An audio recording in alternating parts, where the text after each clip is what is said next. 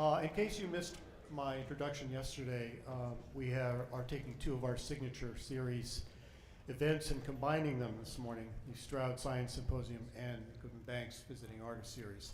I just want to introduce our two guests today. First is Stefan Alexander. Dr. Alexander is physics professor at Brown University. His book, The Jazz of Physics, which he will tell you about, is the genesis of this program today, to look at how he sees the world of physics and the physical universe and how it relates to jazz and improvisation.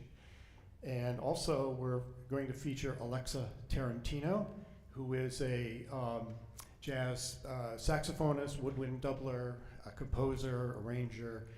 She's performed many times with Wynton Marsalis and the Jazz at Lincoln Center Orchestra. So they're going to wow you with physics and music. So before they get started, I'm going to ask Mr. Goodman to come up for a couple of words.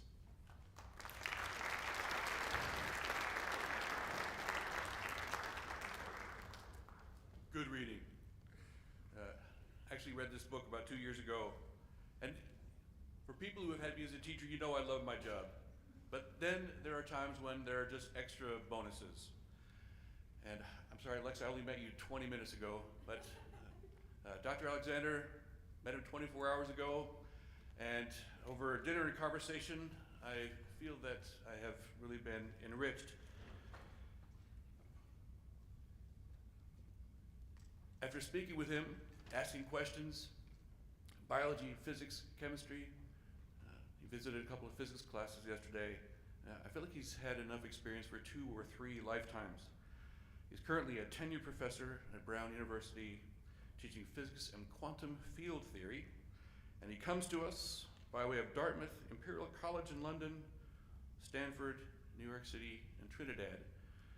And now we have the great fortune to add KO to his list. So thank you, Dr. Alexander. Thank you, Alexa. And this is going to be a great day. Also want to thank the sponsors of the Stroud Symposium and the Goodman Bank series.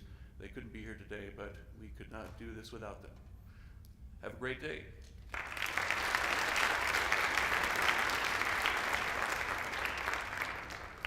So if y'all stick with us,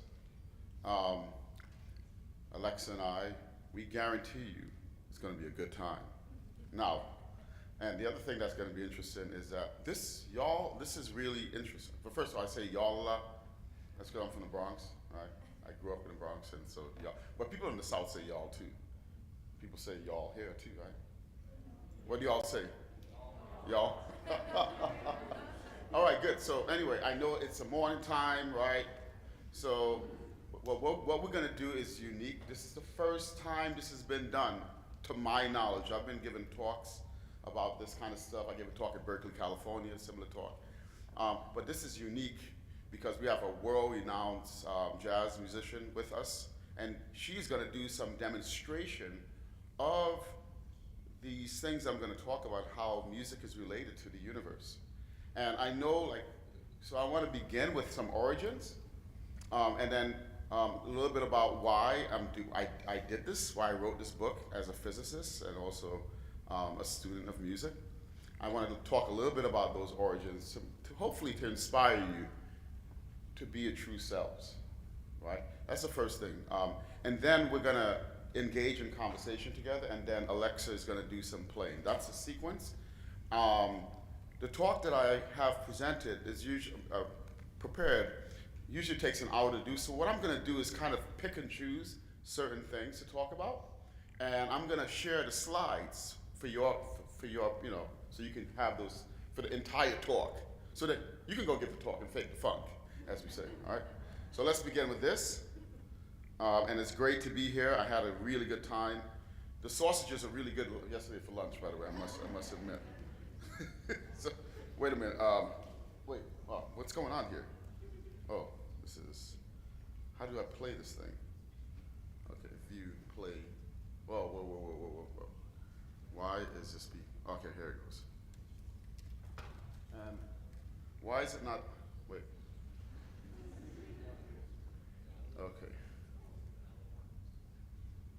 I need to play the entire thing, right? And for some reason, this thing is viewed. Enter full screen, maybe that'll help me. Whatever, I'm just gonna do it. So, maybe if I, okay. So, all right. So, let's begin. When I was growing up, I loved music.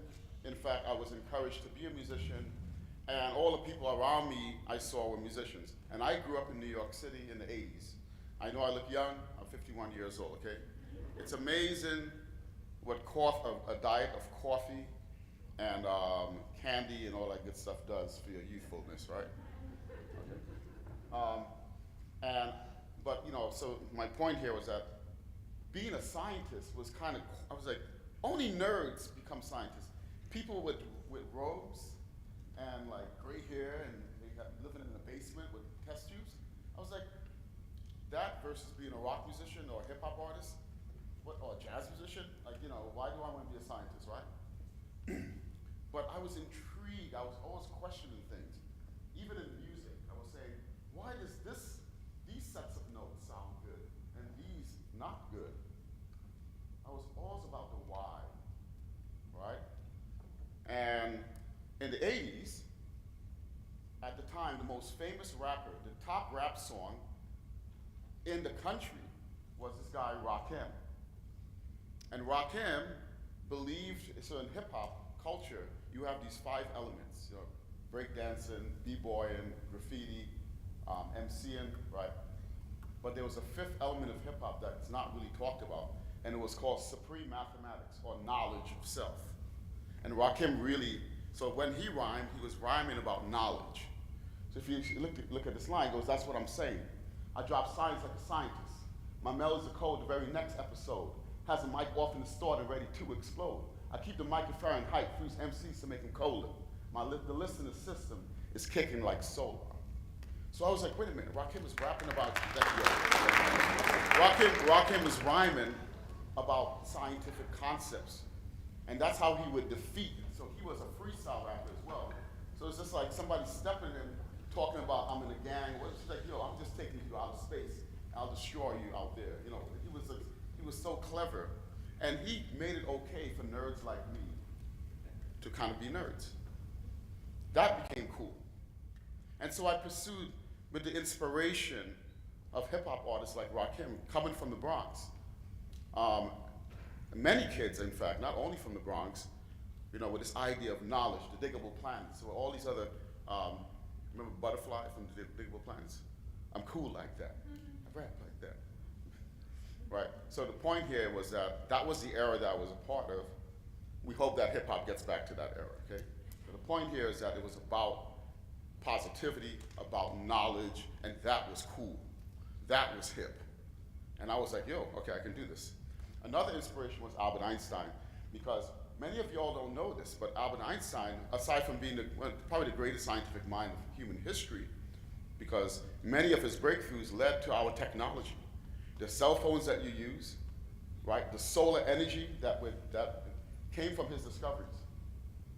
But the reason why Einstein is important is because he was also a musician. And when he would get stuck in the scientific problems, he would go away to his piano and play his piano and improvise until he came up with a eureka moment. Somehow music, the engagement with music, freed his mind to break new ground in science. And then finally, John Coltrane. Not only was he a jazz musician of the highest order, and in some people's opinion, of the highest order, he didn't stop there. He wasn't you know, as a master of his craft. And the person that everyone in the music, you know, in that music, like looked up to, he wasn't satisfied. He was always trying to find new ways and new inspiration. So he read everything you could find about Albert Einstein and tried to, ready for this? He had this idea that somehow music, that he could manipulate music in a way to bend the space-time fabric. And this diagram is a hand-drawn picture that he gave to Yusef Lateef, who I had the opportunity to meet and talk about this diagram, which then led me to write a book called The Jazz of Physics. today, for the very first time, we're going to explore some of these things. We have the pleasure of having Alexa actually will be improvising on some of these structures for y'all. And this is the first time this has happened to my knowledge. So I'm just going to say a little bit about something. Let me ask you all a question. What came first in human history? Music or science? Everybody said music, okay. All right. Now I'm going to show you something. How many of y'all know about Pythagoras? Hands up. Okay, good. And what is Pythagoras known for? The Pythagorean theorem, right? How important is a Pythagorean theorem? It's just fine? How many of y'all know about something called artificial intelligence and machine learning? Do you know that it is based, the architectures are based on the Pythagorean theorem? How many of you know about quantum physics and quantum devices, quantum computers? The mathematics underlying that too is based on the Pythagorean theorem. So this was discovered 500 BC, right? Almost 3,000 years ago. But that's not what Pythagoras, his greatest discovery was not the Pythagorean theorem. It's this. Pythagoras, back then in the early days, he was in Egypt for 18 years, hanging out in pyramids, meditating or whatever. He appeared, he was the son of a very wealthy goldsmith in the island of Samos, one of the ancient islands of the Mesopotamian Empire, which is now known as Greece. He came back after spending all those years in Egypt, ready for this? In a white robe and underneath golden tights, and wearing a pentagram, like this a diamond-shaped kind of like golden pentagram. And he felt that he was able to hear something called music of the spheres.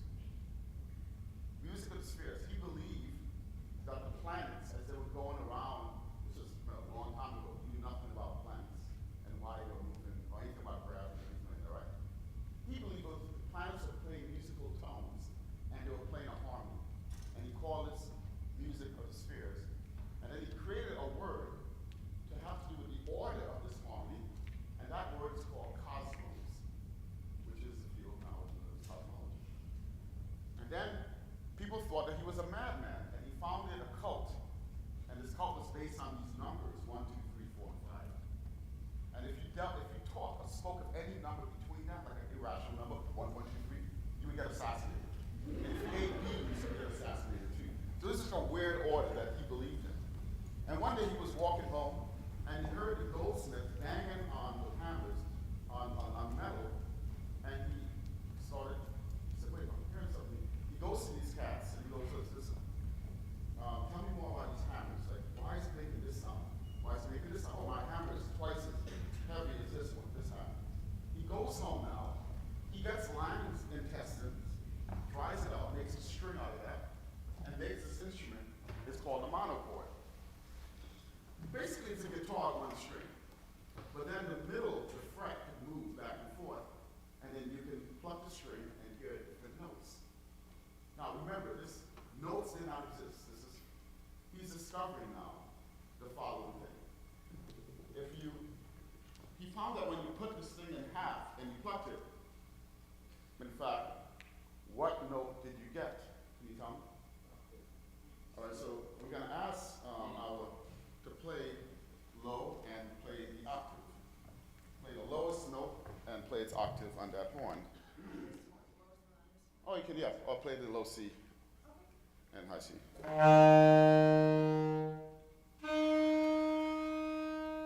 Great tone, great tone. That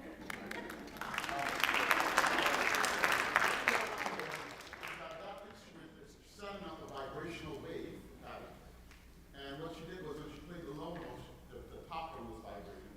And when she pressed the high note, it clipped the wave in half. And then she got it. Now I want you to play, of course, the 1/3. Pythagoras is now discovering something that he thought has to do with the planets.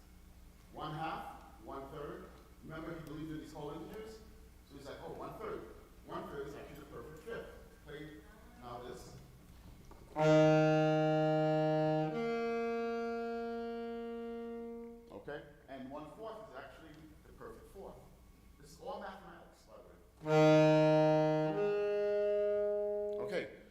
now, what I want you to do is play a sequence of perfect fifths, just like play just sequence of just fifths. Okay. Now play from the lowest, take those same notes, and then play the lowest of that note first and the highest. Reorder them from low to high. So in other words, you can play the pentatonic scale. Right.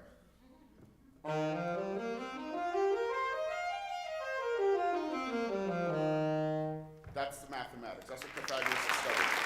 So Pythagoras that was his major discovery to humanity. And it's used up till today. And the music we use in Western harmony, and actually a lot of Eastern music, was simultaneously discovered by Pythagoras. And we're going to get back to that in a second. And so these basically are all the ratios of numbers, of whole numbers, that give this. Where is this coming from now? And now I'm going to blow her mind, but before we go there, Pythagoras really believed that the universe was musical, that the harmony of vibrations and stuff like that somehow was, we as human beings, we can make this music, but the universe was doing that too. People thought it was math. But then this guy came on the scene. Before I say this guy was a wealthy Dutch, I think he was some kind of royalty. He was very wealthy, and he put a lot of his money into building telescopes. And he was very protective of his data, looking at planets and stuff in the 1600s. And he actually, that's a golden nose, because he got his nose chopped off in gold. So he had to put a golden nose there. And he did not want anybody to use his data. And this guy Kepler was his assistant. And then right before he died, he allowed him to use his data to look at the planets. Nobody, for 2,500 years, no one was understanding, even Pythagoras had his music of the spheres idea. All these ideas did not account for why the planets were moving in the way they were moving. And then this guy came on the scene, and after 20 years of trying to figure out the data, why the planets were moving, he went back to Pythagoras and said, hey, maybe if I write musical notes now, because back then, all scientists, they were called natural philosophers back then, had to learn music theory. It was part of something called quadrigium, right? They all had to, I can't pronounce it properly. They all had to learn music theory, as well as astronomy, right? And Latin and all these things. It was part of their education. So what Kepler did was he used his knowledge of music theory to map out musical notes. And basically, let me explain what this is. At the center there, right at the edge there, that's the sun. And a planet is moving around the sun in this orbit here. And when it's closest to the planet, to the sun, it's moving faster. It's in fact moving fastest. When it's further away from the sun, it's moving the slowest. What Kepler did, he didn't know about this yet. All he had was how fast the planets were going. So he said, let me think of that as a ratio of the numbers that Pythagoras had. In other words, he would say, maybe there is music of the spheres. And then he wrote down, using those ratios, notes. And those are the notes. And from those notes, he was able to make an ingenious leap and come up with the elliptical orbit. The idea of that all planets are going around what we call a Keplerian elliptical orbit. And he wrote down for the first time in history, right, the equations associated with planetary motion. That up till today, we still use this to find and discover new planets with the Kepler satellite. So this all came from the fact that music and science were always united from day one. It's only in modern times that they've been bifurcated or separate.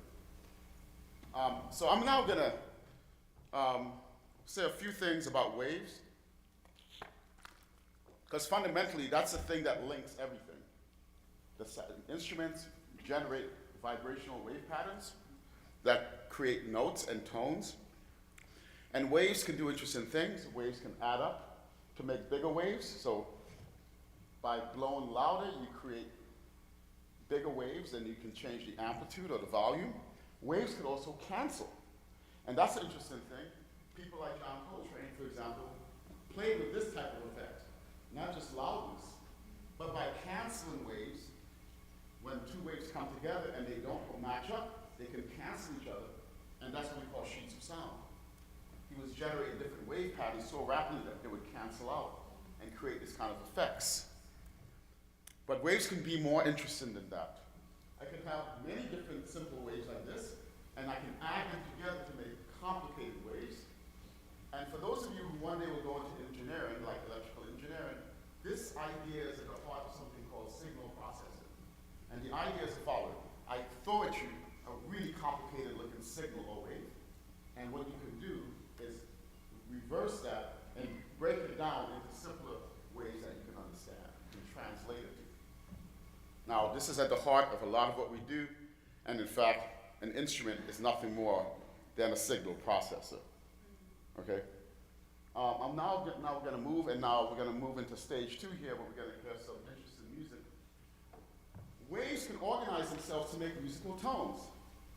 But musical tones, when they create a scale, for example, so I'm going to ask Alexa to play the chromatic scale. Play it slowly first, and then speed it up.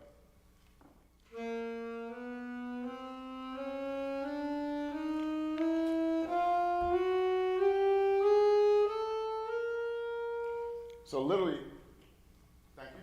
And what she basically did, she started at the top there, and every point corresponded to a frequency that was, very close to each other, right? And went right back to the top. And that's what we call a clock symmetry. That's what she played was a geometry. That geometry is called, in mathematics, the group Z12. It corresponds to a group of integers, okay, of 12 integers that repeat themselves. Why is that interesting? Because in fact, the laws of physics all function using. So one day, if you become a physicist, you'll learn that everything that you learned was unnecessary. I'm just kidding. It's necessary. But what if I tell you that a lot of physics we do is all in terms of pictures? We draw geometry and look at how these geometries transform. Right? So what do I mean by that? What I mean by that is that what we do is we look at a physical system, we change it in different ways, and ask the question, what doesn't change? See this? All right, that's called a symmetry. So like in music, you can have a similar thing too. You can have this patterns of notes, and then you can have certain patterns of notes that remain the same. And we're going to talk about some of that. Let me just move. So, as I said, you have this, in music, you have this clock, you have this, you see G, all this thing going right back and repeats itself. But within it, you also have symmetric patterns as well. And this is kind of what John Coltrane was playing with. He took the idea of Einstein, which says that the laws of physics enjoy certain symmetries. You probably heard about the theory of special relativity, the speed of light is the same in everybody's frame of reference. That's a symmetry.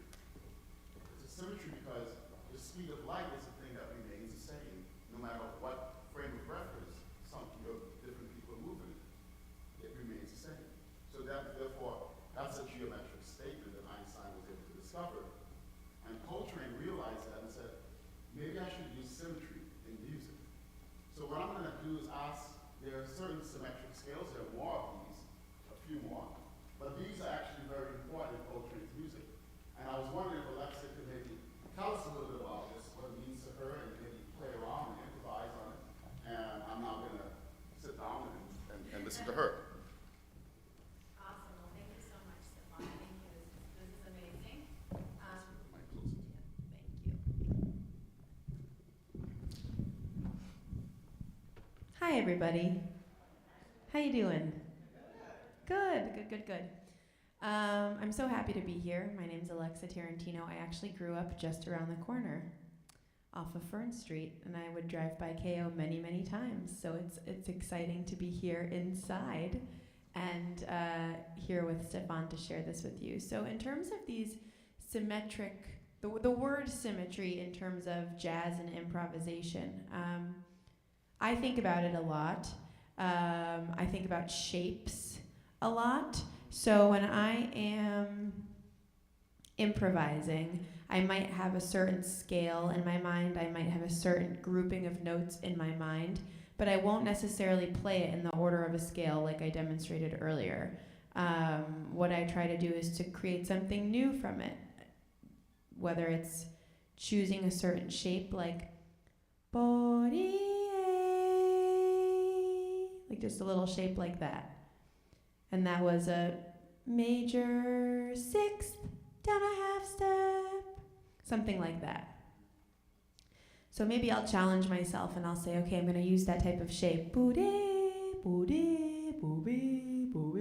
something like that, on and on and on. And maybe I'll develop a whole solo or a whole piece using this shape that I just decided to go with.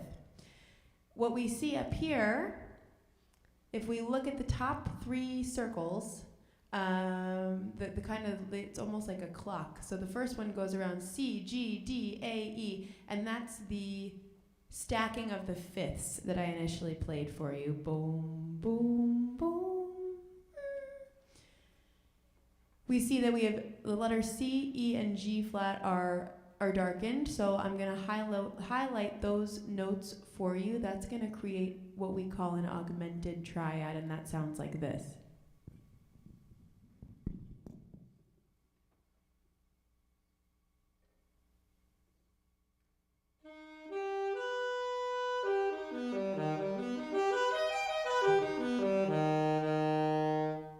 As opposed to a major triad, which you might be familiar with already.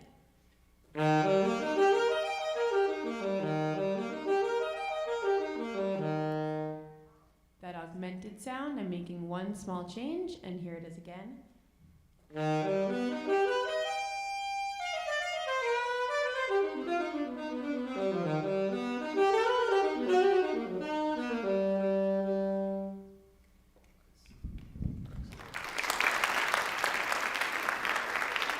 Thank you so much. So that was a little bit of sort of an improvisation with that shape in mind. And now, how many of us are in band or had some type of musical experience where we started, the day with, let's play our B flat major scale, something like that? Awesome. Okay, great.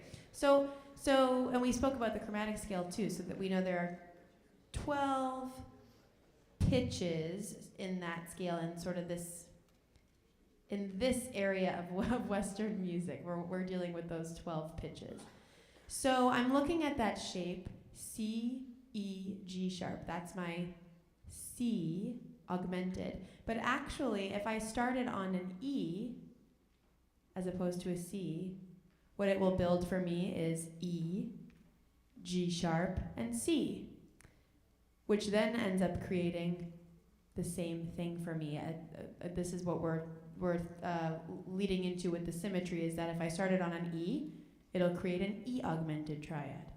If I started on a G sharp, it'll create a G sharp augmented triad. So no matter where I start with each of these 3 notes, no matter where I order them, it will always create this sound for me. That's the invariance. That's the thing. That sound is invariant. It remains the same.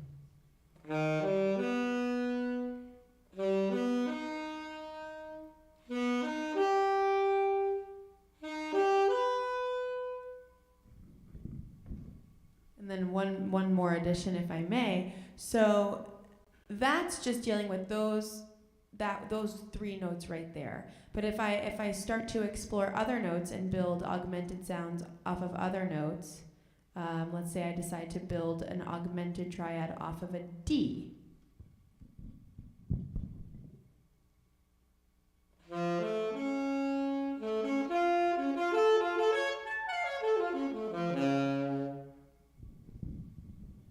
So then what I can choose to do in my improvisations is I can take this sound, this symmetrical sound, and I can choose to shift it in and out of other keys. As we spoke about the chromatic scale, 12 pitches. So if say I do a little bit of a riff with these 3 notes, this C or E or G sharp augmented triad, then maybe I'll pick another group, like the group that I just chose, which was D, F sharp and A sharp for anybody listening out there that wants the particular note names. And I'm going to do just one more improvisation here. I'm going to try to incorporate as many augmented triads as I can in many different keys. So we'll be hearing that symmetric sound, but we will be shifting in and out of many of the 12 different keys that are at my fingertips here.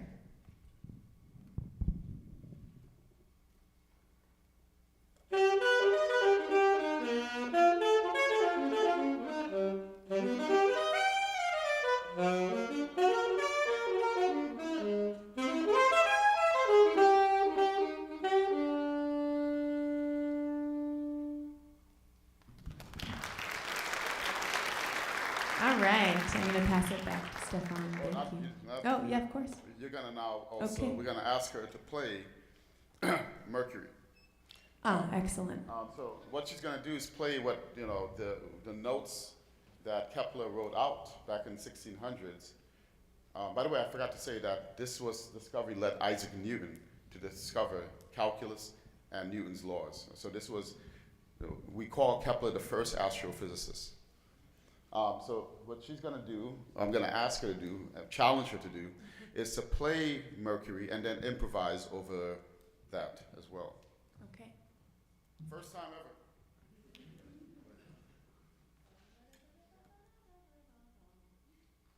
Okay, here we go. Mercury.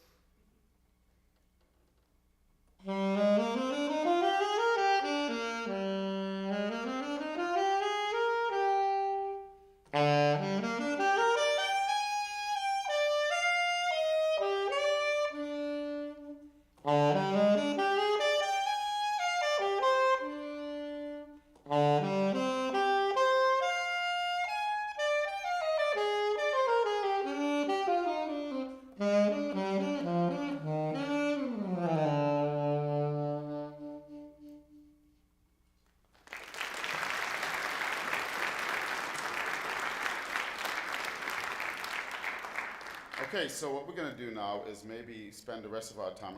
I could go on and talk about all this stuff in the universe, and maybe I should say the following. Should blow your minds even one more thing. What we're looking at, this picture here, what do you see? What does that evoke with this picture? What would you guess this picture is of? I've kind of given it away, but I once showed this to a friend of mine at Princeton University who was a neuroscientist. He's like a world-renowned neuroscientist. And he goes, "What are you doing showing me pictures of neurons?" Actually, but this is the large-scale distribution of galaxies across the universe. Every dot is a galaxy like our own Milky Way. Every dot contains about 1 trillion planets and, you know, stars. All right. But if you kind of zoom out, it forms this kind of web-like, we call this a cosmic web-like structure.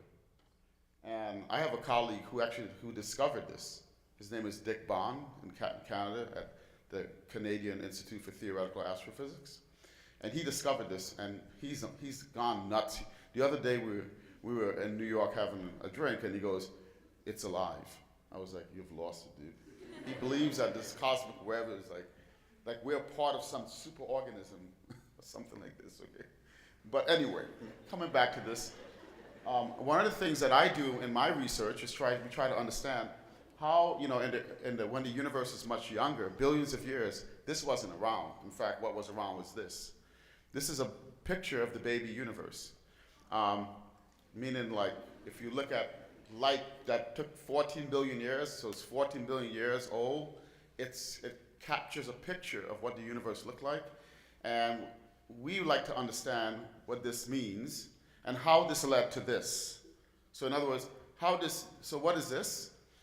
In the early universe, the universe was much smaller and hot and extremely dense and just filled with a soup of quantum energy. Okay? And this energy was vibrating, actually.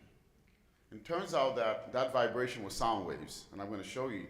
By using this idea about atoms and subtracting waves that I showed you before, we could decompose from this apparently chaotic-looking thing. The red and blue spot correspond to energetic waves, like the surface of the sun, dancing around And what we can do is use this idea of taking a complicated signal and decomposing it into waves. And what we get is this picture. And this is nothing more than sound waves, the representation of sound waves. That peak there, this is this data, satellite data. That peak is a resonance. It's basically that C note that she played. It's a note that fit in the instrument. And so this is basically the notes that the universe played in its early form. And these other peaks correspond to other things. What does it correspond to? You see, when an instrument plays a note, one note, it generates all different sorts of frequencies, not just one. See on the right-hand side here, on the horizontal axis, these every point corresponds to a different wave of a different size, a different frequency.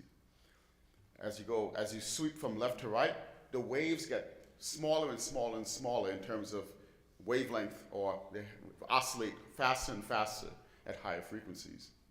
So what you're looking at when an instrument plays one note, the one that's the highest is the note that you hear as a G. But the other notes you're hearing, the other frequencies, you don't hear it as a note. You hear it as a signature of what makes a clarinet sound like a clarinet, or a trumpet sound like a trumpet. A trumpet and a clarinet are vibrating different frequencies because it reveals the material makeup of the instrument and the shape of the instrument. And that's what makes a trumpet sound different than a clarinet, than whatever. So by looking at this data, in the 70s, a physicist at Princeton, Jim Peebles, one of my mentors, said, what if the universe was doing the same thing? And then he was able to then do this analysis here, that red curve was him basically taking Einstein's theory of an expanding universe and the vibration of the space-time in the early universe and decomposing it into the frequencies. And then he was able to say, well, that should correspond to the size of the instrument, which is the universe, and these should correspond to the material makeup of the universe. And it made a prediction that the universe is made up of dark matter, and it's made up of ordinary matter like us. And it turned out that turned out to be experimentally true 20 years later. And those black dots there are the experimental observation, and the red dot is the theoretical prediction. He got the Nobel Prize for that by, again, using the Pythagorean idea. Okay, so I'm gonna end with that as a little teaser to go read my book, because I have 300 pages where I go all into this stuff. And I'm now what we're gonna do now is me and my colleague here, my new colleague, we're gonna engage in some conversation. If that's okay with, I guess we'll pass the mic around. So then what we can do is open it up for questions, any sorts of questions. And let's, we're gonna try to have parity, which is a symmetry between both her and I, so that, I know you all wanna ask her questions, but ask me a question from time to time.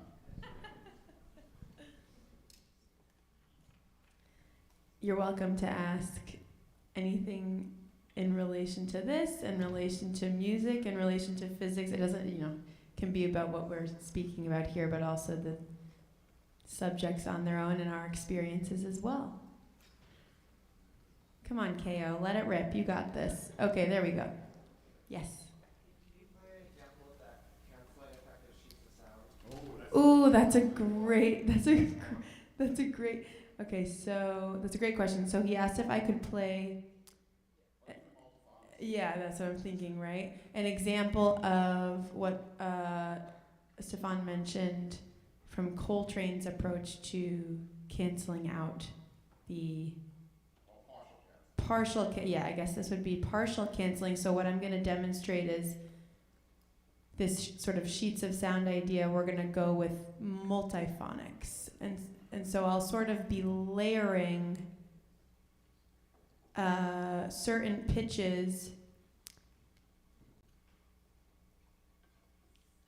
Should we mention sort of the overtone series here? Is that helpful? So in music, there's what we call the overtone series. And if you play a note, say at the way bottom of the piano, the left of the piano, you might really kind of hit that note hard, and you might hear some other notes ring around it that you didn't actually press.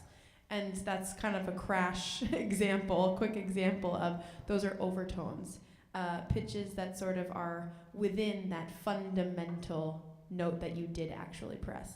So what I will do now is, here, please feel free to follow. Okay, so I'm going to demonstrate with my C. I'm going to try to get as much of those sort of kind of crashes of overtone notes as I can.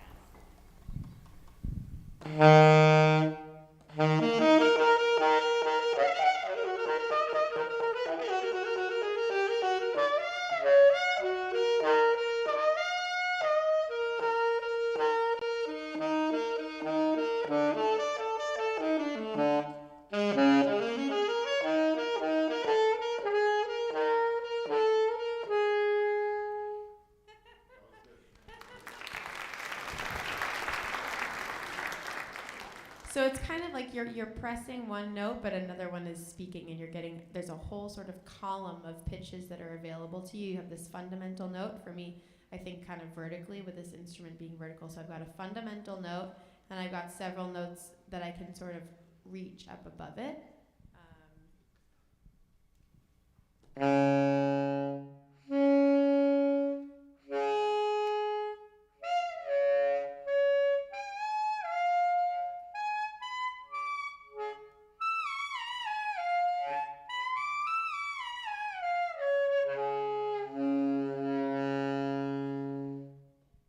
She didn't change her fingering at all.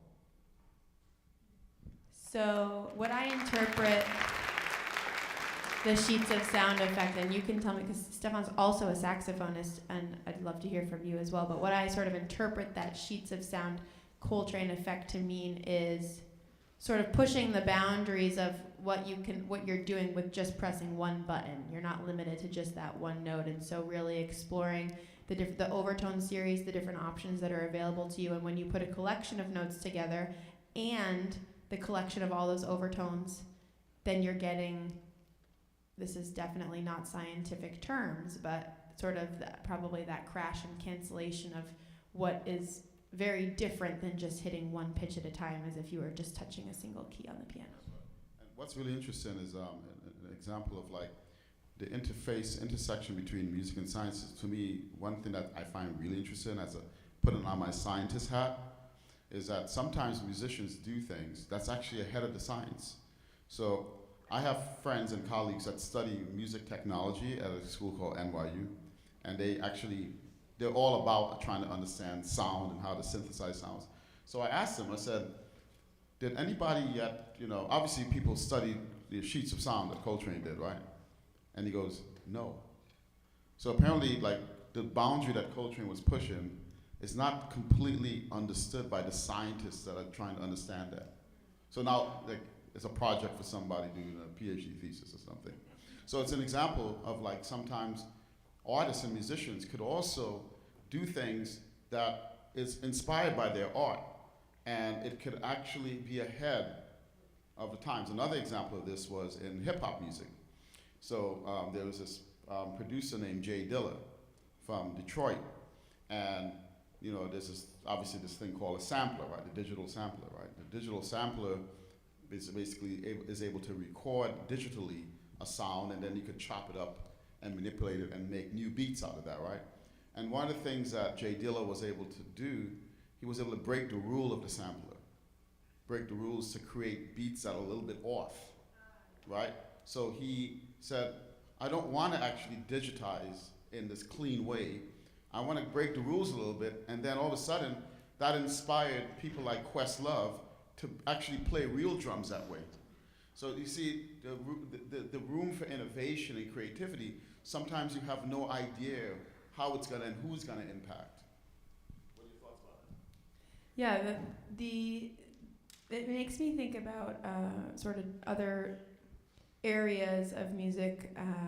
Something that we study a lot in composition is 12-tone theory. and that's based on numbers and collecting pitches and assigning them numbers. So a C, middle C on piano, we would call 0, and a C sharp we would call 1, and a D we'd call 2, and so on and so forth through the chromatic scale. And Stefan just mentioned Schoenberg, who was really at the core of all of this whole theory and this whole idea. And so yes. So this whole theory it produces compositions that are very symmetric. I got an idea. Yes. So one of my favorite sax players, I mean, I worship this guy, and I think he taught so many great players. His name is George Varzone. You know George? I mean, I don't know him, but I heard him play since I was in college, and that was a long time ago. He's incredible. You should listen to George Varzone, okay? He's incredible. And George Varzone, he's going, I have this new approach called the triadic approach, da-da-da-da-da. It's basically 12-tone. And his rule, I mean, maybe you can, it's hard to do. I've been trying to practice this, but maybe if you can demonstrate. So his idea is very simple. The algorithm in terms of, it's like, you're gonna play a triad, any kind of triad. A triad is like, for example, a major triad, da-da-da, right? Or you can do an augmented triad. And the idea is somehow you play a triad, and then the last note, you go a half or step up and play another triad. And then you could go down, right? You wanna give that a go? So you mean you want the same quality of triads throughout, or You can okay. any triad in that. Okay, great. You can go up and down. And down, shifting. So maybe you could explain that concept one more time. Sure. So yeah, we're talking about shifting triads. So similarly to how I performed the augmented triad before, now I'm going to think about, I've got major triads, I've got minor triads, I've got diminished triads, and I've got augmented triads. So let's stick with those. And what I'm going to do is I'm going to play 1, and it's going to be sort of a pivot movement all the way throughout. So I'm going to sort of connect almost like these little sort of DNAs all together. So I'm going to play 1 triad, I'm going to make a move, and I'm going to shift myself into another triad. And then I'm going to make a move and shift myself into another triad. And each time that I shift myself into a new triad, I will only be moving by a half step at any given time. So the reason why this is interesting is that this guy's a very advanced player. He was inspired by Coltrane, and he teaches at the Berklee School, Berklee School of Music. He taught so many people. This was a strategy that he came up with to expand his improvisational vocabulary, because one of the things that I'm sure she could attest to is that the more you, as an improviser, you get caught in patterns sometimes. And so a guy like George Varzone is like, I'm gonna create this new strategy to break me out of these patterns these habits that I find myself in. And this is a way he practiced it. It just turned out that this is actually part of this 12-tone thing. It's part of that tradition. So I'll do a slow improvisation with this idea first, and then I'll do a faster one.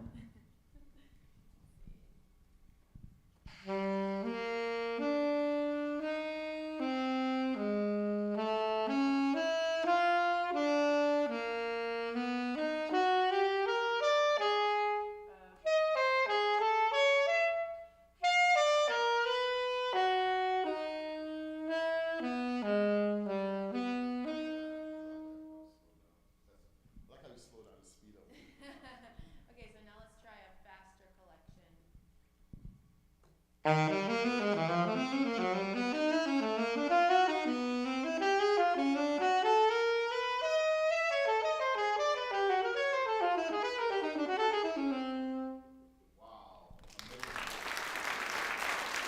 Brilliant. I think it's a good note to maybe what we could end on is maybe in a little bit about your path, about what made, a little bit about that. Sure, happy to. So as I mentioned, I grew up here. I went to Hall High School just down the street. I actually, when I was probably in elementary school, my parents took me over to they have a big annual jazz concert that they do every year. And so I went and checked that out, and I saw a young woman as one of the students in the saxophone section, and heard her play something, and I just totally fell in love with it. And I knew from a very young age that I wanted to be a professional musician. Once I graduated from Hall, I went to University of Rochester, has a conservatory called the Eastman School of Music. And then from there, I ended up moving back to I worked with him maybe only once. I was sort of at the end of his time, just as he moved on. So from then, and there I did degrees in jazz saxophone performance and also in music education, with a little bit of sort of an entrepreneurial certificate, music business certificate as well. And at that point, I was sort of recruited to join a group back in New York City that was working with the legendary tap dancer Maurice Hines. Him and his brother Gregory Hines were very well-known entertainers and singers and actors and tap dancers. And so he was really my first real gig out of school. And I moved to New York, and I played these off-Broadway shows with him every night, and we went on the road and all that good stuff. And things just sort of snowballed from there. So I've been in New York for about 7 years now. I ended up enrolling at the Juilliard School for my master's a few years after moving to New York.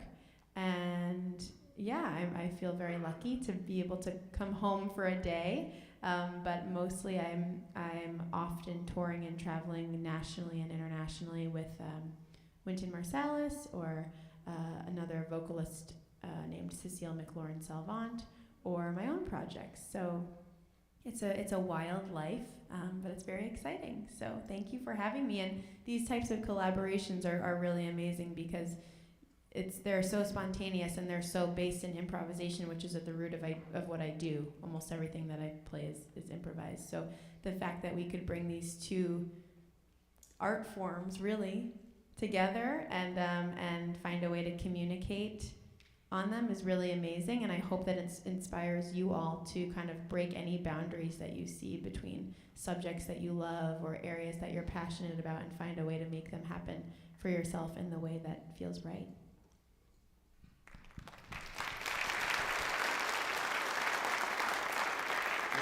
Yeah, that's a great, I think I want to spin off on that too. I can't stress enough what you just said there about breaking boundaries.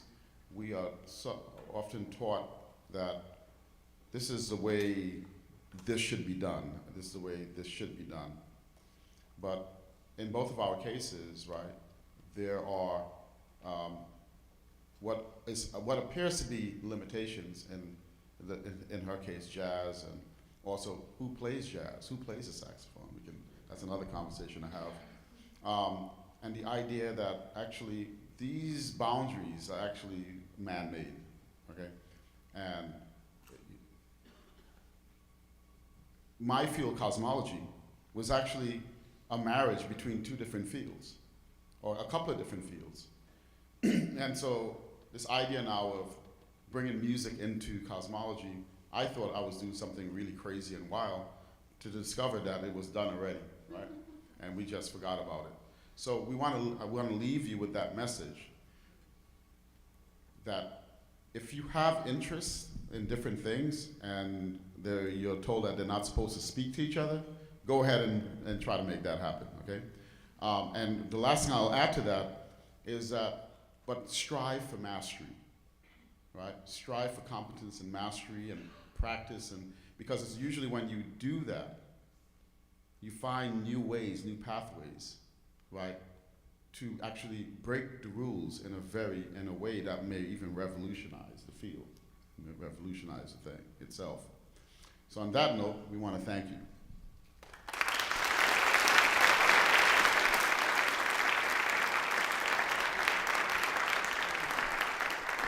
Oh yeah, I'm going to ask Alexa to play her favorite tune.